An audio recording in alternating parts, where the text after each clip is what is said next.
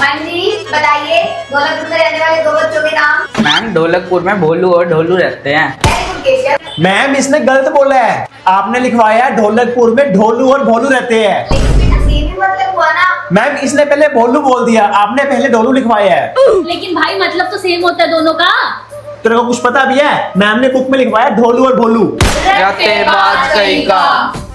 हाँ भाई केशव, कहाँ जा रहा है? अरे क्वेश्चन समझ नहीं आ रहा, मैम से पूछने जा रहा था। अरे क्या करेगा समझ के यार, देख तू समझेगा फिर भूल जाएगा। फिर क्या करूं? रट्टा मार, रट्टा रट्टा बेस्ट है भाई।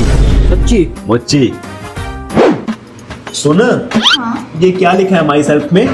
My name is Sia and I'm a good girl. ठीक है।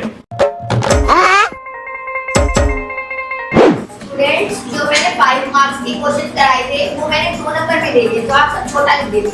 Okay ma'am. मैंने तो क्वेश्चन का आंसर 5 नंबर के अकॉर्डिंग रट्टा मारा था। कोई नहीं, 5 नंबर में लिख देता हूँ।